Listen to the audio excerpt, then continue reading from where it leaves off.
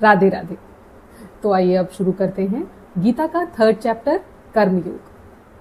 पूरे सांख्य योग में हम लोगों ने ये समझा कि जो भी चीज़ कांस्टेंट है हमें उसके ऊपर ध्यान देना चाहिए। आत्मा कांस्टेंट है, हमें उसी के ऊपर फोकस करना चाहिए, ध्यान लगाना चाहिए। और ये सब करते हुए भगवान श्री कृष्ण अर्जुन से कहते हैं कि ये सब जानो और युद्ध करो। तो अर्जुन थोड़े कंफ्यूज हो गए हैं। कर्मयोग में सबसे पहले उन्होंने 2 प्रश्न किए हैं। प्रश्न ये है कि एक तरफ तो आप कह रहे हैं कि ध्यान करो और परमानंद को प्राप्त करो, और दूसरी तरफ आप कह रहे हैं युद्ध करो। तो ये कैसे पॉसिबल है? जब ध्यान योग सबसे ज़्यादा इम्पोर्टेंट है, सबसे ज़्यादा ऊपर है, तो आप युद्ध करने के लिए क्यों कह रहे हैं? मैं ध्यान ही क्यों न करूं? तो क्या कहते हैं अर्जुन?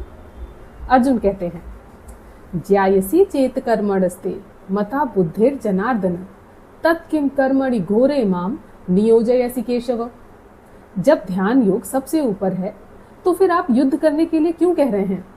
व्यामिश्रेणे व वाक्येन बुद्धि मोहयसीव में तदेकम वद निश्चित्य ये निश्रेयो हमाप्नुयाम।